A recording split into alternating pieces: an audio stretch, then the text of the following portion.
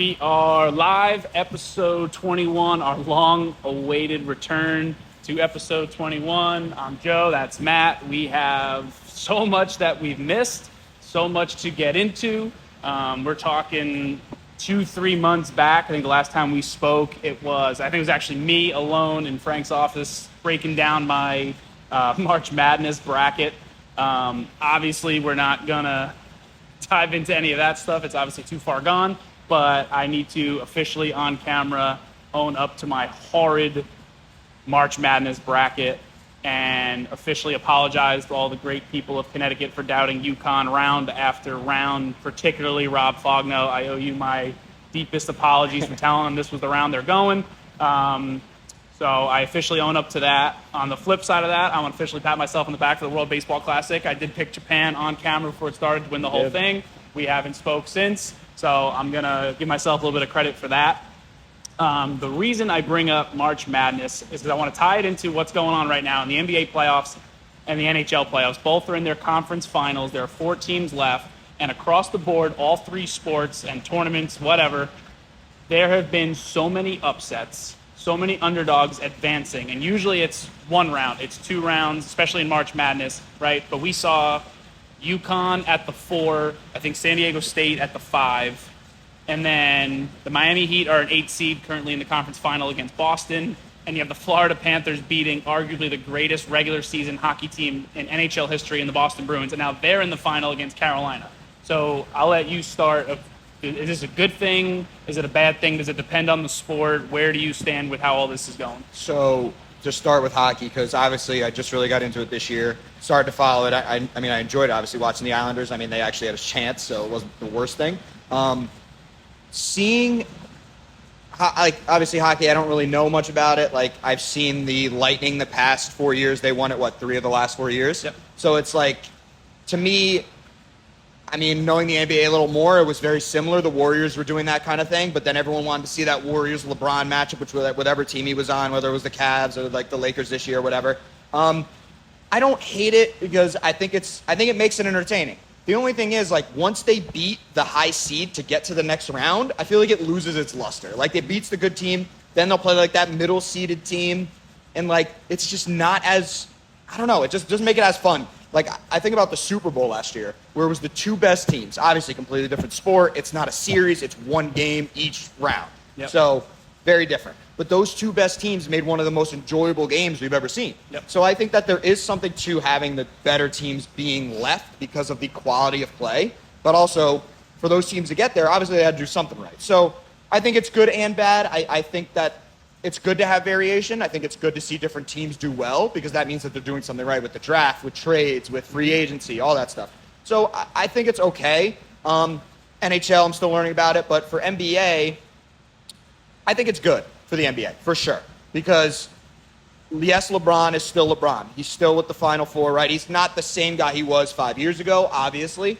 But for him to bring a team as the 7th seed, halfway through the year, they looked like they were done.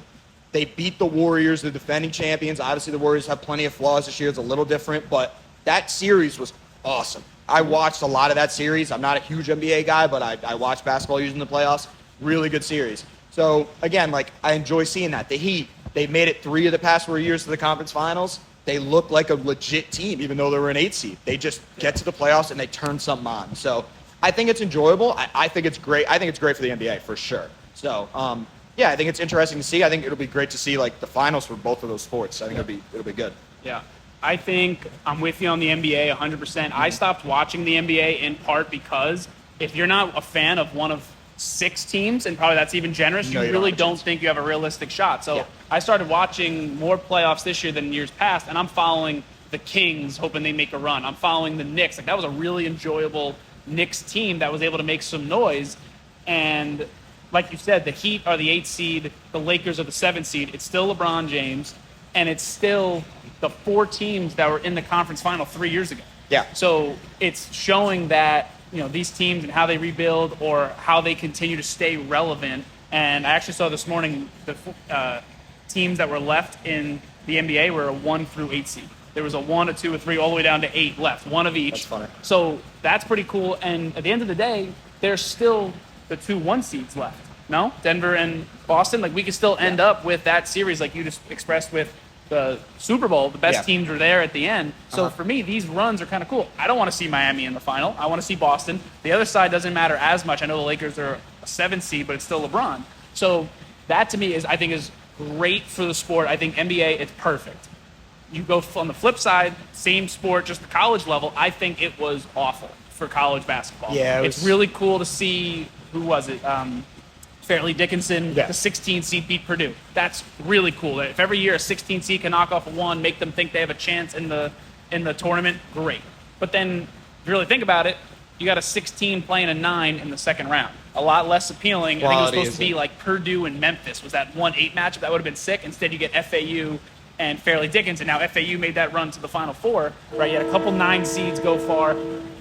We were interested here in Connecticut because it was UConn. I don't think many people cared about UConn, San Diego State in the final. Probably. So I don't think it's that good for college basketball. I think these teams, it's really cool to see them win a game, win 2 games, maybe have a double-digit seed in the Elite 8, maybe even the Final Four. But in the end, you want to see 1, if not 2, of those top teams at the end. The way you talk about the Chiefs and the Eagles, same way hopefully it's Denver and Boston. Now, with hockey, I think it's kind of a similar path. Maybe I'm biased and maybe it's a market thing, but you look at who was in the East, those 8 teams. I'll see if I can name all of them right now. The 2 New York teams are out. The Devils are out. The Bruins are out. The Lightning are out. The Maple Leafs are out. A loaded Eastern Conference, and you're stuck with the Florida Panthers and the banged-up Carolina Hurricanes. I'm not going to tune in for a minute of any of those games. And then on the other side, it's a little bit better. You have Vegas and you have Dallas, right? Higher seeds. There were better teams all year. But for me, it was more of like Edmonton and Connor McDavid I wanted to see. Seattle, the new team I wanted to see. So I don't think it's as bad for the NHL. You do have Vegas, who I believe this is now like 4 of 6 years in existence. They made it to the conference final. You can argue that's good or bad for hockey. That the brand new expansion team is making runs. Seattle, brand new team, made a run. Tampa being the dynasty. I think there's a huge difference between the dynasty and the new teams. But nonetheless, like, it's not as bad as I think college as it was for March Madness. But still, you wanted to see that Boston Bruins team make a little bit of a run, as much as you might like or not like them. As much as I hate the Rangers, like, I think I'd rather see them play Carolina right now than Florida, or at least play that Florida team that upset Boston. So I think it just goes one too many steps. I think this is going to be one of the least viewed conference final matchups, both sides. And then the Stanley Cup, I mean, I don't even know what your best case scenario is. Both those teams in the East are not fun to watch. I guess you're watching for the West side, but I don't think too many people are going to care in comparison to if you had a Boston against Connor McDavid and the Oilers. So a much different scenario. Obviously, we'll see how it all plays out, but I think it really depends on the sport. Football's totally different because you brought up football. It's one game. So you can go on a run of, you can win 3 games in a row as that wild card at the right time. Right. Whereas these sports, hockey and the NBA, it's so different because it's a 7-game series. You would think that it'll right the ship. Like the Milwaukee Bucks can fall 2-0 or whoever. Eventually, it'll play itself out. It's really hard to beat the far and away better team in a 7-game series. So a lot going on there, good or bad, for the sport moving forward, whatever it is. We'll see how it all plays out. Staying on those 2 sports, the NBA and the NHL, they both just had their draft lotteries, which I think they do it a little differently. I think the NHL uses like ping pong balls or golf balls or whatever it is to like pick, and the NBA does more of like cards. But a lot of speculation, a lot of talk that it's rigged. And for the end, both the NHL and the NBA, I think, at least in comparison to years past, they have a clear-cut number 1 generational talent waiting. Bedard in the NHL, and I'm going to botch his name, Wembanyama in the NBA, right? Comparisons to Connor McDavid in hockey, and I don't even know who they're comparing him. Are they comparing him to LeBron? One of the best prospects ever. Right. So in the NHL lottery, it was televised. It looked like they made a mistake and already like put it up on the board before they actually picked the number. I did see that. So people are talking, is it rigged? Is it this? Is it going to the right market? Whatever it is. And it just happened to work out that in hockey, they went to the Chicago Blackhawks, the number 1 pick, a team that just lost the generational talent in Patrick Kane to old age, the Rangers, whatever. Jonathan Taves also on his way out. And then in basketball, you have a possibility of going to, like Charlotte, Indiana, and so I'm missing somebody else. But the Magic was the big one that they got knocked out to the 5th pick. And it goes to the San Antonio Spurs. So not as big of a market, but like in terms of team and their history and Tim Duncan and those guys, like to me, it's a little fishy how it all works. But at the same time, I want these guys going to those teams. I don't want to see this guy go to the Pacers. I don't want to see Bedard go to the Ducks. Yeah, definitely. So there's a lot to be said there. That's where I stand on it. I think it's a little sketchy, but at the same time, almost needed for our sports. Yeah, the NHL one, obviously, I didn't know a ton about it, but I just heard about that kid. He's like insane. Mm-hmm. So going to the Blackhawks, you can see that for sure. And then with Wembanyama, so they were talking about Tony Parker, obviously Spur legend, another French player. There's not a ton of French players in the NBA. Him and I think Boris Diaw, not as crazy of a player, but it was important in some of their title wins. Those two French players playing there under Pop, and Tony Parker tweeted a picture of Wembanyama in a Parker jersey. So like, yeah, like you think about it, and it's like, but I think it'll be pretty cool. I think him going to Spurs is interesting because then the Spurs will figure it out. Like they'll put pieces around him. He'll be able to do whatever he wants, and I think it'll be fun to watch. So I'm not that opposed to it, to be honest. Yeah, I mean, it probably also helps that like my teams, I don't have really an NBA team, but if it was the Islanders in the Ducks situation and the chance to get Bedard and feeling like you got robbed, it'd be a much different conversation for me. Absolutely. At the end of the day, my teams weren't in the running for it, so so it wasn't go to the right team. It's good for the sport. Yeah, whatever. exactly. So with that, let's go into your sport. Things have finally dropped since the last time we spoke. Derek Carr to the Saints, Jimmy G to the Raiders, Aaron Rodgers to the Jets, Lamar staying where he is, Jalen getting paid. Mm-hmm. So quarterbacks are in place. The draft is done. We can get into the draft a little bit too, but I don't even know where to begin with all this. I mean, I'll start with my own team that like I was hoping Lamar was coming, or I kind of went down the list at one by one. I was hoping, obviously with the exception of Jalen Hurts, that Derek Carr, Jimmy G, Aaron Rodgers, Lamar Jackson were coming to my team, and here I am with Sam Howell. Yep. Aaron Rodgers being the big one, like without giving a flat-out prediction, I just think the hype around it is so crazy and so overdone. I still don't think they win the division. I think they make the playoffs, but I think what they're doing with the schedule release, now all the primetime games that the Jets are on, I don't think he's the guy from, to use your LeBron reference, like I don't think he's the same guy from 5 years ago. He's crazy talented. The Jets made the right move. They had to go get him. They made the splash, made the names, but I still don't think it puts them over the hump. I still think they are the clear-cut fourth best team in the AFC. So obviously, like I think Aaron Rodgers, obviously generational, blah, blah, blah, all that. We know all that. He's going to be a Hall of Famer. This past year in Green Bay was rough. Like you thought they would keep riding the ship after a few games, like, oh, they'll figure it out. They had tough games, blah, blah, blah. This will be their get-right game. It was just the same thing every single game. Felt like they had nothing going with them. So 2 years ago was the MVP. Am I wrong? 3 years ago? So it wasn't that long ago. And obviously I'm like on the fence about it because like it's always been the Aaron Rodgers versus Tom Brady comparison. Aaron Rodgers is like the talent guy. Tom Brady's the win guy. Like he finds a way to get it done. Mm-hmm. And I think there is something to that. Like I think the attitudes are very different between them. Obviously me bringing up Tom Brady, you know I got to at some point. Yeah. But him going to the Jets, the interesting thing is, yes, that AFC East, me being a Patriots fan, I'm not very excited about that. It's pretty loaded. I think we're going to be last, personally. But also, their wide receiver room is not good.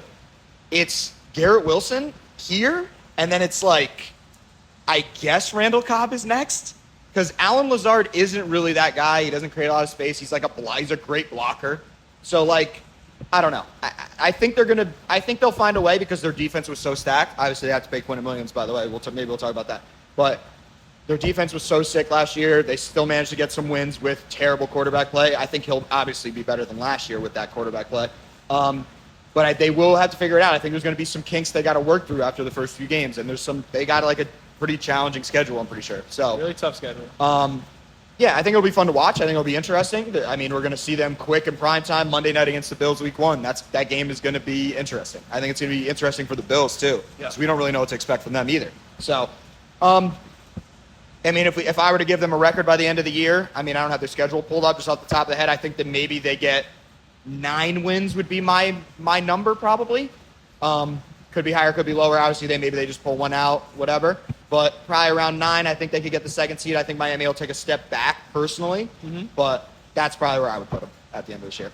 Yeah, I just see him. I think best case scenario, number 1, he's healthy, and he stays healthy all year. And number 2, I'm in no means trying to compare him to Alex Smith, but I think that what he used to do in San Francisco or Kansas City, more so in Kansas City, that's all he needs to do for the Jets. You don't turn the ball over. I hate to use that game manager for Aaron Rodgers, but if he has a stat line of 230 yards, a couple touchdowns, no turnovers, that's all the Jets need. Yeah, they got Brees Hall back. With that defense, with that running game, they don't need him to throw for 400 yards and 4 touchdowns and try to force things. And because, like you said, the wide receiver room isn't that great. They lost Elijah Moore, and I think Garrett Wilson's a stud. Yeah. But they don't need him in the way that I think people think that they do. That when he's going to come over here and sling the ball around, not needed whatsoever. Yeah. So with that being said, you stay far, far away from him in fantasy. That's a given. I don't think you go anywhere near him. You're going to laugh at me, but Taylor Heineke's a starter in Atlanta. He's more appealing to me than Aaron Rodgers. They got studs everywhere. Just in terms of the offense and what they're trying to do. So we'll leave it at that. Go over to Vegas for a second. Jimmy G, I think, is a great fit. Devonta Adams comes out and basically said, I don't need Rodgers. I don't need, the quarterback doesn't make me. I think that team, again, they're in a loaded division like the Jets and the AFC East, but not just because our boss and the owner is a diehard Raiders fan. I love that Raiders team, and they have arguably the number 1 running back and arguably the number 1 wide receiver in football. So you get a little bit of help on defense. I honestly meant to talk to him about how they drafted. They did draft a defensive rusher 7th from Texas Tech. Yeah, edge, Tyree Wilson. And I like him. He's pretty good. So you make a couple moves in the draft and free agency, and Jimmy G, we already know what he is. He's a lot like that person we just talked about that Aaron Rodgers can be. With Josh it's kind McDaniels. of the same deal. I mean, they need to score a couple more points because their defense is gross in comparison to the Jets, but kind of the same idea, right? He's that guy I think can make a lot of noise in that division. I still think, like the Jets, they're 2nd or 3rd in that division. Obviously, Chiefs are runaway 1, and then Chargers and Broncos have their own issues, but it's kind of the same deal as last year. I think they can make some noise and make a run for a playoff spot in that conference. It's that one's always interesting because, again, last year, I love the Chargers. I love Austin Eckler and Herbert and all that. But, again, it's every year they have the injuries. Keenan Allen barely played last year. Mike Williams was in and out every few weeks.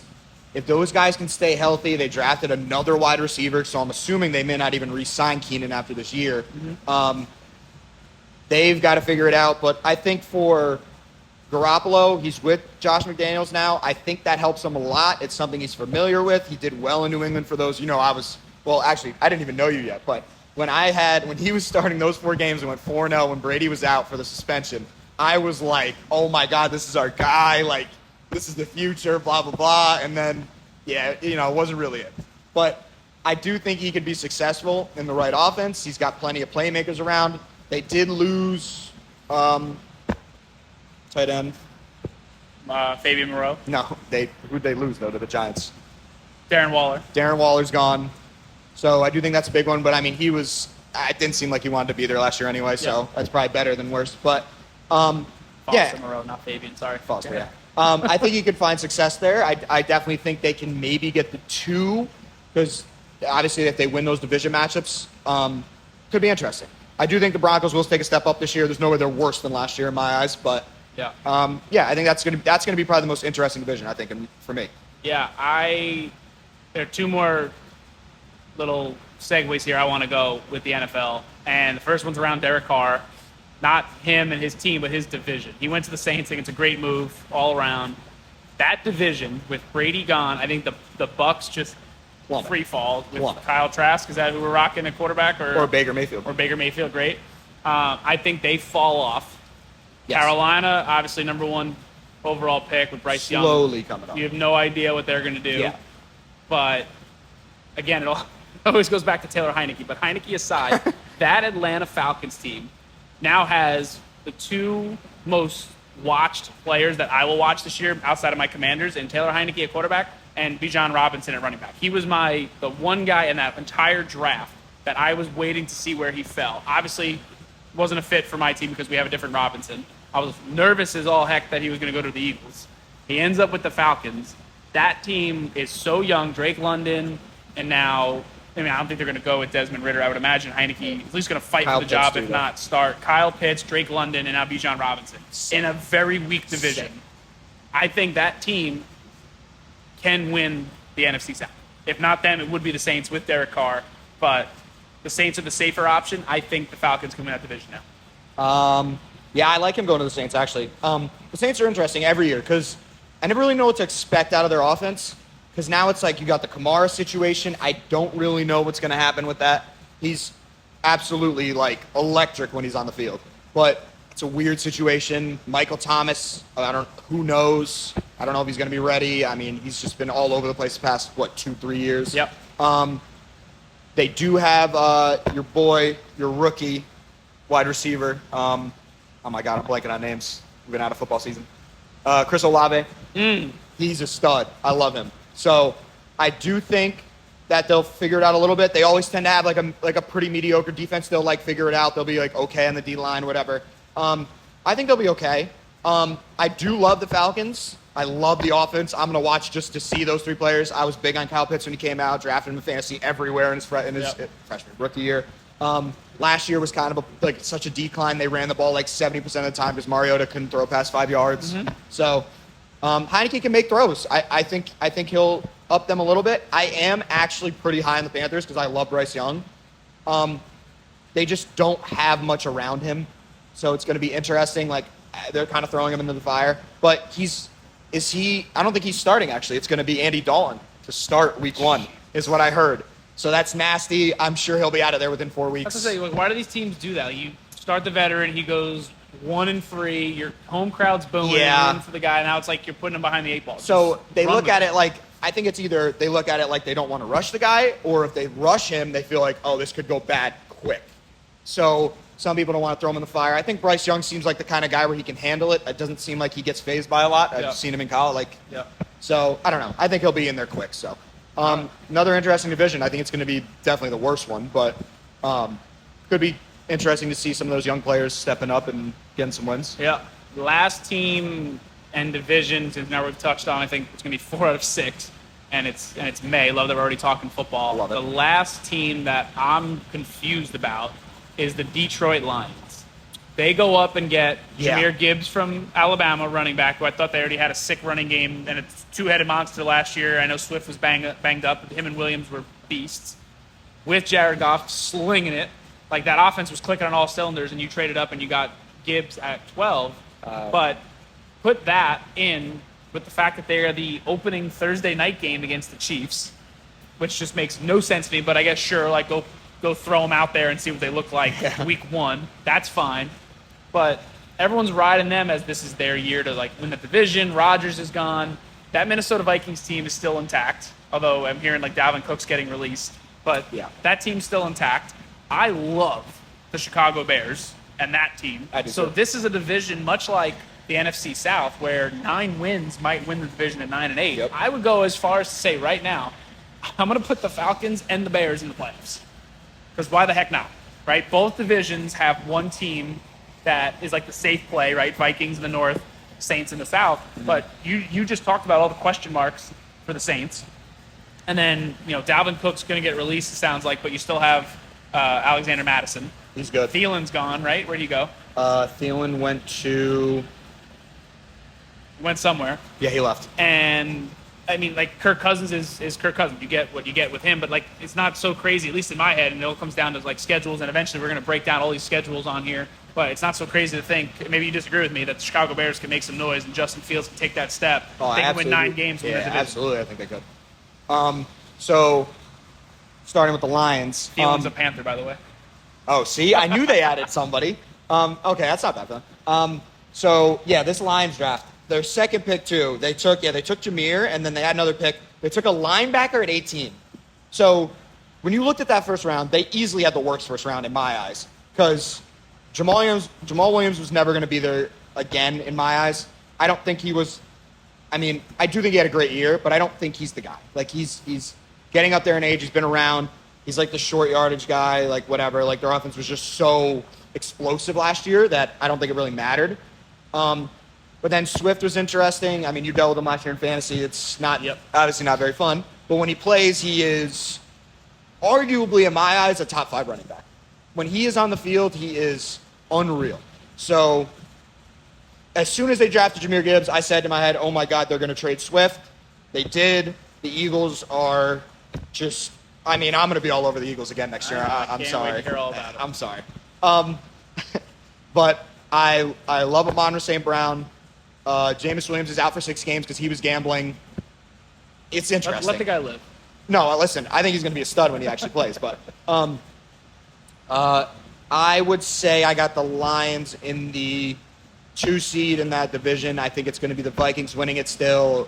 I still think the Vikings are going to be good. It's not going to be as good as last year maybe, but I think the Lions defensively will get better because I think they have a lot of young players that will continue to improve. But I think their offense could take a step back this year. I don't know. I just don't see it as being the same with the running game because Jahmyr Gibbs is like a pass catcher. They signed David Montgomery. He's okay. He's like average to me. Yeah. So, I don't know. I'm not really super high on them as I was last year, but I would definitely take Amon-Ra St. Brown again. That's for sure. Yeah. I didn't realize Jamal Williams is a saint. I mean, it just goes to show with baseball and hockey and playoffs, everything going on, that we really go out of touch with football. Yeah. He's also only 28 years old. So for someone you're claiming getting up there, and I know he's a running back. For running backs. But he's not like... Dude had a career year. I mean, I all of a sudden love him on that Saints team. So obviously, so much to dive into with the NFL. These next couple months, we'll be just diving into it, teams and players and fantasy implications, all that good stuff. But let's finish off with, the everyday sport that is currently going on, even though it's been absolutely miserable for New York fans. Oh, yeah. Mets and Yankees alike, for very different reasons, in my opinion. For the Mets, it's just been, we're old and injured, and what's been such a strength for them these last couple of years has been pitching in general, but in particular starting pitching, and we can't get out of the 5th inning, right? These games a lot of them are lopsided. The offense obviously isn't hitting, but we rely on that pitching to win these games 3-2 and 4-2 and 4-3, and they're not even close. And we just went on a stretch where we played like the bottom feeders: Detroit, Colorado, Cincinnati, Washington. Went 4-9 against 4 of probably the worst 5 teams in baseball. We went 4-9, and a lot of those games were at home. Yeah. So they're playing the Rays right now. They lost last night. They're going to lose again tonight. Verlander doesn't look too great. Scherzer looks hurt, old, or whatever you want to call them. There are no signs of hope in this moment. I know it's May. There are no signs of hope right now. This is going to get any better anytime soon. So here I am once again, just a miserable New York Mets fan. And I also think for the Mets, I mean, not speaking too much on it, but I think Mets fans were very high on this season coming in. I also think that it was ballooned a little bit because of how good they did last year. Like, unexpectedly that good, at least. So, I mean, tamper expectations, right? Like you said, older roster in terms of, like, pitching. Like, it's going to be a long ride for you, I think. Now, for the Yankees, on my side, I mean, Rodon hasn't played a game yet. Sevy hasn't played a game yet. I thought we were going to have, like, the best rotation in baseball. Arguably, I think we would, healthy. I mean, we have, in my eyes, 3 aces. I think Nestor is coming down to earth a little bit more this year. He's still been okay. Garrett Cole has been amazing, so I can't really complain about that. But again, we've been like throwing Johnny Brito out there, and he's been honestly not bad considering. Clark Schmidt has been terrible for the most part. But starting pitcher injuries, bullpen, we got a couple injuries. Loizaga, my favorite bullpen guy, has been out. Like, it's been a mess. And then we're starting to get like position injuries. Giancarlo, I mean, you know you're guaranteed at least one every year, but at least it was early in the year, I guess. Judge had that injury, comes back, hits 5 home runs in 4 games, so I'm not too mad about that. But yeah, Boone's been trying to move stuff around. Like, Volpe was batting first, and we moved him around, kind of got him a little more comfortable later in the lineup, stuff like that. So, I mean, we're figuring it out. We've been okay. We've been getting some wins. We are playing good teams now. We split against the Rays. Can't be mad about that. We've been beating the Blue Jays, so not really the worst thing. I think we'll figure it out. I think once we get the starting pitching healthy, it could help a ton. We won't have to worry about scoring 5-6 runs every game. So overall, I mean, I think we're on the up slope a little bit. Yeah. But The only thing that puts us in a better position is that, I mean, not that the Marlins were supposed to go anywhere this year, but the Marlins and the Phillies are off to the same slow start as us. We're all like a half a game with each other. The Braves were really hot, and they've lost like 5 out of 6 something, so it's only like a 6-7 game differential right now. I'm not writing off the season like these dramatic Met fans do, but it's just really rough right now. And then I would love to say that, hey, at least we're not cheaters. But on the pitching side, Max Scherzer and Domingo Germán have been caught kind of with the same thing. Germán has been caught twice now. I think it's become such an ump show, and we'll talk about that in a second. We'll first start with the real way that you guys have been cheating, with your boy Aaron Judge hitting 5 home runs in 4 games. All right, we've all seen the video that every single pitch, it looks like he was looking into his dugout and just happened to hit a ball 440 feet in that same at bat after taking some pretty nasty sliders like that he usually isn't able to lay off, especially with 2 strikes. It looks really bad. And what looks worse, in my opinion, is what he said after the game. He mentioned that it's about like his teammates were chirping the umpire, and he doesn't like his teammates doing that in a 6-0 game. One, I would imagine you know your teammates' voices a little bit, that you have an idea of who was saying it. 2, you can just go talk to them about it in the dugout after, like, hey, who was talking, you know what, and put an end to it. But it happened every single pitch, and then you hit a home run. all right. It just, the chain of events does not look pretty. It rolled over into the next game. The Blue Jays were yelling at, like, the coaches in the box. They were too far down. I don't think it was related to the coaches. I think it was in the dugout, like Aaron Judge claims to have said that it was in the dugout. It's not a good look for me. So, I'm going to cape for my team. I know. So, one thing, the pitch that he ended up hitting a home run was a slider down the middle. I mean, I'm hitting a single, and I was a PO in high school. So, I'm just saying. 2, to me, yes, his eyes weren't looking at the catcher. He's not just taking a peek before the pitch comes. He's taking a peek down, like what looked like the first base line. Also, I mean, in terms of like hearing his teammates yelling, I feel like from the dugout you wouldn't know who was yelling. Also, so I don't know. I just think about that stuff. But I mean, to me, I don't see Judge doing something like that. He just doesn't seem like that person. But I guess we didn't also think that Altuve was that person before it happened. So yeah. But then last night, I mean, it didn't matter. So I don't know. Maybe it was during that game, it was something specific they caught. But also, like, sign stealing, I mean, technically it's illegal in a game, but I also don't think it's as uncommon as we think it is. Like, I think it happens more, we don't notice it. Like, players just have little signs that they'll give their players. Yep. Especially on second base when they can see the catcher. Yep. A little different now with the buzzing and, like, the little thing they use. But I don't know. I mean, I think it got blown out of proportion a little bit because it was the Blue Jays broadcasters that brought it up, and then he hit an absolute nuke. So it just made it look even worse. But I don't know. I think it got blown up a little bit. I don't really know if he's cheating or not. No one really knows because we couldn't really see what he was looking at in that time. So, I mean, we'll see. If he strikes out in that at-bat, nobody's saying anything about it. That's true. And what makes it so much worse is that he hit the ball out of sight. That pitch was just right down Broadway. I get that. And look, it's like you said, it's not technically illegal. It's obviously different with, like, the buzzers on Altuve's chest. Yeah. If the Blue Jays are tipping their pitches and the dugout's picking them up and relaying them, that's not great, but one would argue there's nothing wrong with that. Yeah. Right? It's part of the game. The pitcher needs to do a better job. Like, if it's strictly, I see him doing this and here comes a slider and I need to relay that message to my hitter, that's not, at least in comparison to the Astros, there is no comparison. No. There's nothing like it. Yeah. So, I mean, I'm with you. Like I said, he strikes out, he pops up, he doesn't do anything with the pitch. We're not having this conversation. It's just because that he hit the ball that hasn't landed yet. So, with that, we'll leave that there for now, see how it plays out. I mean, it might have kind of brewed up a already rivalry with the Blue Jays. Yeah. And like I said yesterday, I'm sure they're going to hit him today, or there'll be some kind of brawl or something's going to happen. But to end it with the umpires and the foreign substances and the pitch clock and all this stuff, I think they have completely ruined this game. And I think it's the hands. Like, I know I can talk more about Scherzer than I can Domingo Germán because I was watching that game, and as the Mets, I follow along and whatever. And he's like on the board or on something, like he's on like the players union or whatever. Like, he talks to these officials more than anybody. He's one of them almost. And he said there was an MLB official in the dugout with him or in the clubhouse, and they watched him wash his hands. He comes back out. They still don't like it. They take his glove away, and they throw him out. So I don't understand. And then he even said, I'm serving my suspension because I know who's on the other side of this, and like they're not going to listen to what I have to say. Yeah. So they're making it about them. That's like more of the official side of the MLB side. But the actual umpires, I think it was like a Diamondbacks game. I don't know if you saw, like Christian Walker was up on the top step, and he literally clapped like 3 times because it was ball 3, and the umpire threw him out.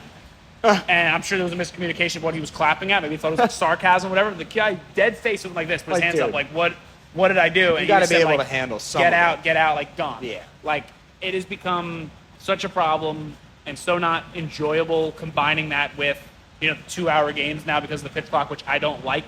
So it's just, there are a couple things that are kind of ruining the game for me. Yeah, so it's interesting about the substance thing because they're saying it's rosin. And they have rosin on the mound. Yep. So that's legal. Yep. But they're saying it's mixed with either sweat Also or legal. sometimes sunscreen. Also legal. So I don't really understand how you combat that. So, okay, you have to get a sunburn because you're not allowed to use that. But also you can't sweat and use rosin. I don't really know how that works. Like, also, to me, it's like, unless they feel like people aren't going to hit enough, just let them do the rosin and sweat thing. Everyone can do it. It's not like it's one person's doing it. But also, I mean, they probably look at it like, no, we need more hits. We need more home runs. We don't want everyone to just throw a perfect game every time. Obviously not a perfect game, just exaggerating. Yep. But I don't know.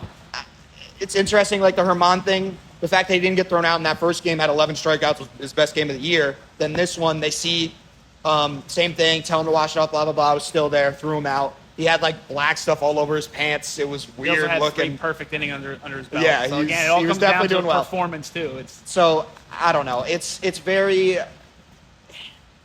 another one of those things where there's a gray area. Like, what can they not do? Can they not use the rosin bags just because they're sweating? That doesn't seem right. I don't really know how you just take the rosin bags away completely. Yep. But then I feel like most pitchers would argue that, say no, but like, how am I supposed to get a grip when I'm sweating? It just goes around and around, and I don't know how you're supposed to figure that out. So yeah, it's a never-ending cycle. It seems like it's only going to get worse, and they got to get some solutions for because there has to be an update on the rules. Getting for that. pretty bad. Yeah.